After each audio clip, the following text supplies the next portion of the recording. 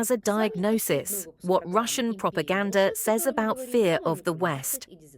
The Russian information universe is once again filled with alarm. The alarm isn't that the war is dragging on or that there's stagnation at the front, but that the West, especially the US and Europe, is increasingly discussing long-range weapons as the norm, not a taboo. This was the central theme of the talk show 60 Minutes, a program known in Russia as News with Nerves, but in reality a nightly political therapy session for a country living in fear. That evening, the word Tomahawk was mentioned dozens of times. The hosts and experts drew a map of the threat zone, from Murmansk to Orenburg, from St. Petersburg to the Urals, the entire European part of Russia, supposedly in the crosshairs of American missiles. But beneath this rhetoric about missiles, air defenses, and a qualitatively new stage of escalation lies a far more important meaning. Russia doesn't warn, it's afraid, and it's doing everything it can to infect Europe with this fear. 1. The Tomahawk as a symbol, not of weapons, but of dependence. The program begins with urgent and extremely alarming news. Donald Trump has almost made a decision to supply Ukraine with Tomahawk cruise missiles. This is followed by a cascade of pseudo-analytical reports, specifications, range, warhead weight, a map of the impact zones. This listing works not as information, but as a psychological ploy, to give the viewer a visual image of total vulnerability. But something more important. The presenters, moving from figures to emotion, suddenly admit it is impossible to use the Tomahawk without the direct participation of American troops. In other words, the propaganda unwittingly voices what the Kremlin is trying to avoid: the recognition that Ukraine is not fighting alone, but in close technological and intelligence alliance with the West. Thus, a new narrative is born.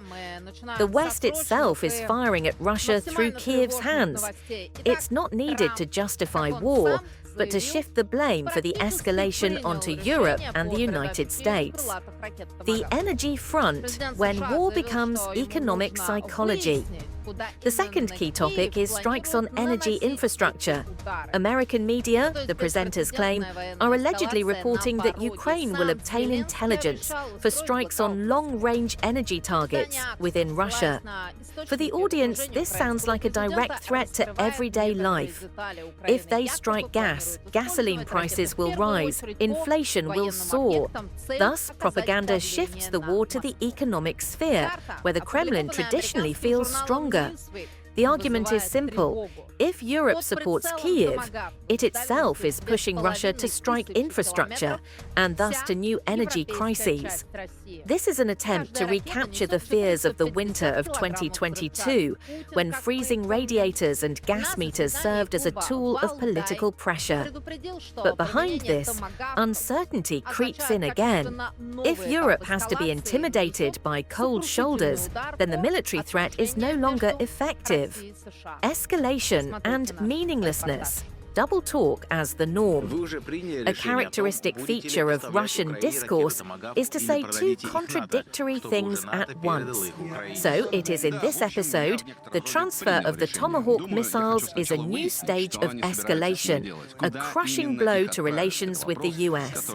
And then, on the battlefield, this will change nothing, just like ATACMS. This isn't confusion. It's a method of maintaining uncertainty. Moscow wants to be able to say both, depending on how events unfold. If Ukraine's strikes prove painful, they can shout, "Look, we warned you." If not, this is an empty threat. The Americans are powerless. This double talk turns any development into proof of one's rightness. This means the goal isn't truth, but control over perceptions, both domestically and internationally. The next segment of the broadcast is devoted to Europe, and here Russia is acting as usual, portraying discord, exaggerating fatigue, and inflating contradictions.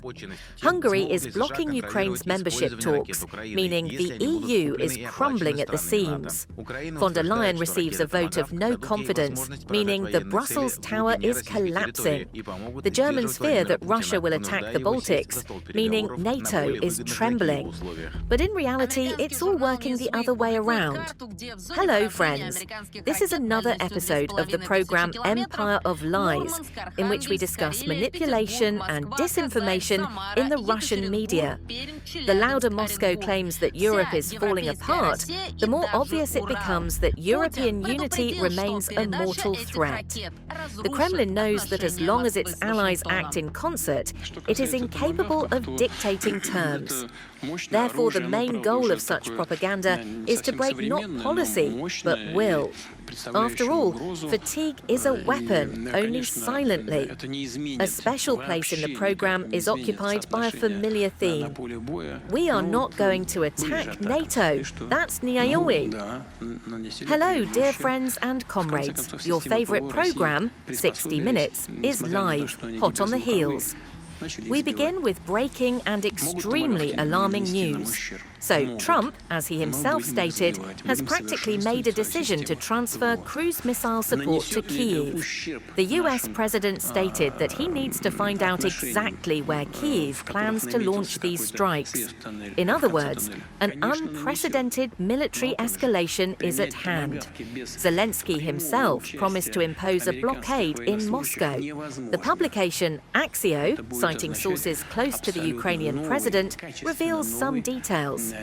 Ukraine allegedly plans to use the missiles primarily against military targets, aiming to put pressure on Moscow. A map published by the American magazine Newsweek is alarming.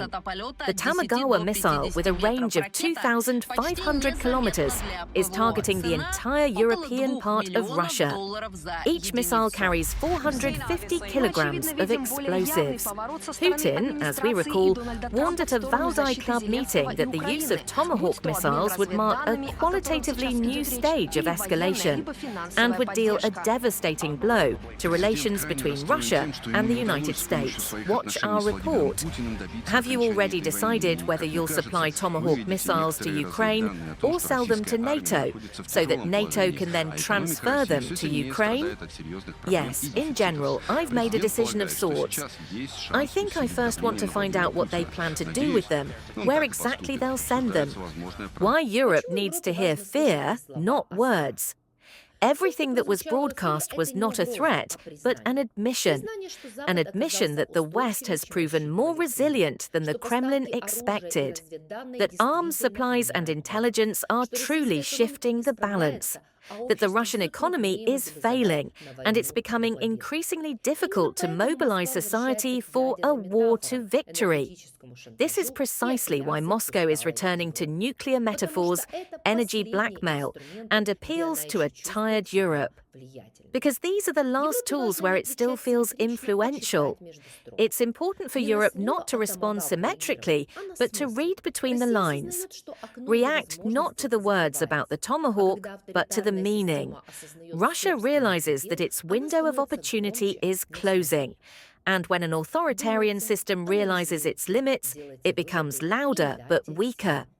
This was the Empire of Lies program. See you soon.